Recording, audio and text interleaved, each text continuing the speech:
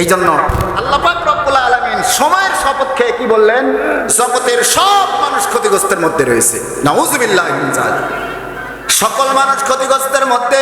আল্লাহ পাকের বক্তব্য অনুযায়ী আমিও ক্ষতিগ্রস্তের মধ্যে রয়েছি, আপনিও ক্ষতিগ্রস্তের মধ্যে রয়েছেন, জগতের সমস্ত মানব মণ্ডলী ক্ষতিগ্রস্তের মধ্যে রয়েছে।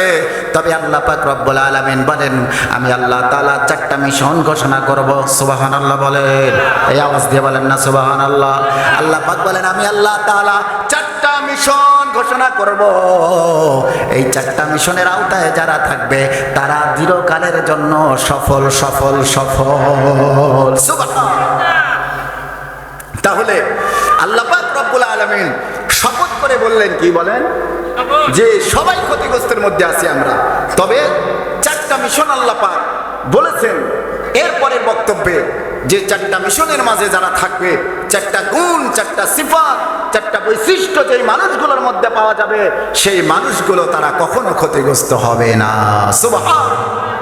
এবার বলেন তো, এই 4টা বৈশিষ্ট্য যদি আমাদের মাঝে থাকে তাহলে আমরা সফল। কথা বলেন না?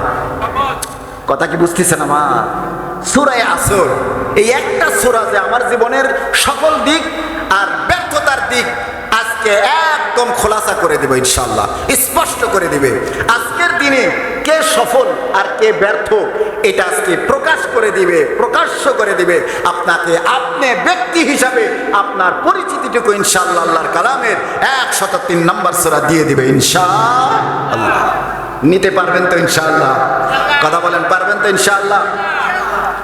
আল্লাহ পাক রব্বুল আলামিন বলেন, ও জগতের ইমানদারেরা শোনো, আমি আল্লাহ তাআলা শপথ ছাড়াই যা কিছু বলি সব কথাগুলো হলো সত্য। এদিকে খেয়াল করেন, সব কথা কি সত্য? আমি আল্লাহ তাআলাকে সত্যকেও সৃষ্টি করেছি। সুবহানাল্লাহ। এই সত্য কথার স্রষ্টা কে? যিনি সত্যর স্রষ্টা, তিনি কোন কথাকে সত্যায়িত করার জন্য শপথ করেন। এর মানে হলো বিষয়টা ছোট বিষয় না, বিষয়টা অনেক বড়। কথা বলেন ঠিক না? এই জন্য মুসলমান বলেছিলাম, আমরা যত বিষয়ের ব্যর্থতা, আমরা যত বিষয় অপচয় করি, তার মধ্যে সব চাইতে বেশি হলো সময়ের অপচয় করি। ও মুসলমান, তোমার জীবনে যদি সফলতা আনতে চাও, এই যে 2জন ব্যক্তি আজকে আমাদের মাহফিলের প্রধান অতিথি, বিশেষ অতিথি, 2জন ব্যক্তি কত সুন্দর সুন্দর তিনাদের জীবনের কিছু কথা বলে গেলেন না? ভার্সিটিতে একই সঙ্গে লেখাপড়া করেছেন, ঠিক কিনা? আচ্ছা বলেন, ভার্সিটিতে কি সব ছাত্ররা চান্স পায়? কথা বলেন না?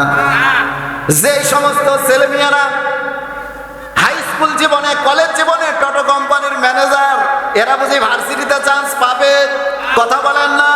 তুমি যদি ভার্সিটিতে চান্স পেতে চাও, তোমাকে একজন মানুষ হিসাবে তৈরি করতে চাও, সমাজের বুকে একজন যোগ্য মানুষ হিসাবে, এমন ব্যক্তি হিসাবে প্রতিষ্ঠিত করতে চাও, তাহলে অবশ্যই অবশ্যই তোমাকে সময়ের হেফাজত করতে হবে। ঠিক কিনা বলেন?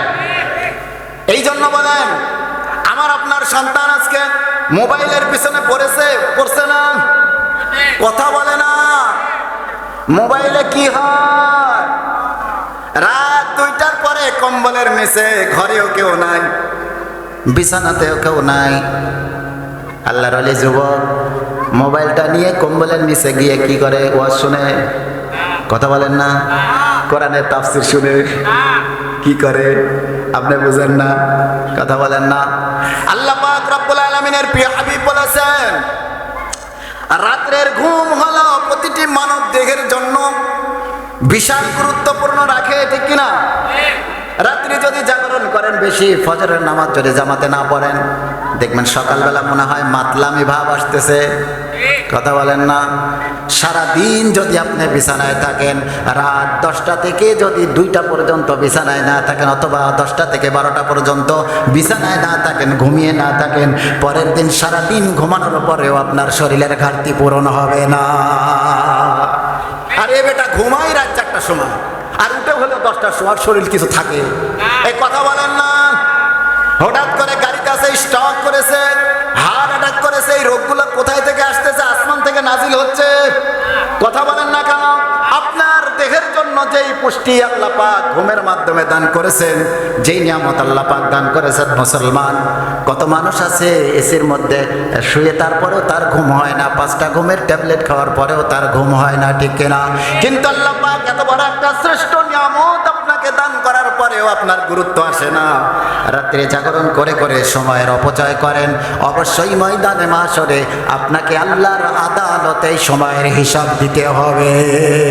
কথা বলে না, দিতে হবে না? এই জন্য মুসলমান, আল্লাহ পাক বললেন ওয়াল আসর, কিসের কসম?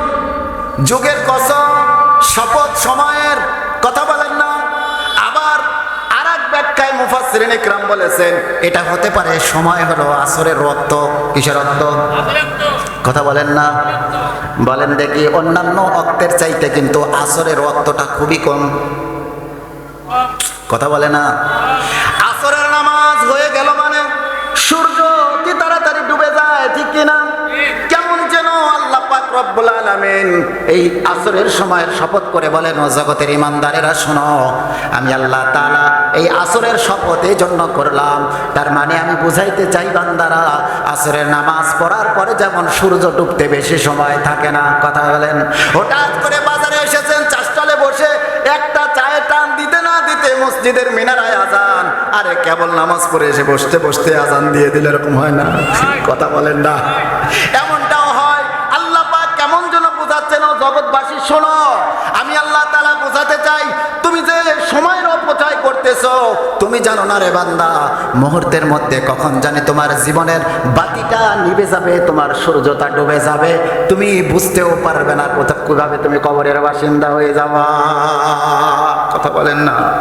আমরা যারা আসছি ময়দান থেকে যেতে পারবো গ্যারান্টি আছে?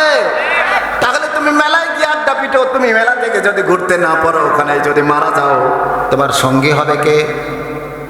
শয়তান। কথা কয় না? কে হবে সঙ্গী? এই মেলার আবিষ্কারক কে? কথা বলেন না? শয়তান আবিষ্কারক মেলার। মেলা এমন একটি নিকৃষ্ট জায়গা, আল্লাহর রাসূল বলেন, ও আমার ইমানদার উম্মতেরা শোনো, মেলা এমন ভয়ঙ্কর আগুন, তোমার সামনে যদি একটি প্রজ্বলিত অগ্নিকুণ্ড থাকে, তোমাকে যদি বলা হয় ওই আগুনের পাশ দিয়ে তুমি যাও, সাবধানে পার হই না। কথা বলেন না? কাপড় চোপড় ধরে খুব সতর্ক, যতটুক পর্যন্ত ওই আগুনের তাপ আসে ওই ছায়া পর্যন্ত আমরা যাই না, ঠিক কিনা?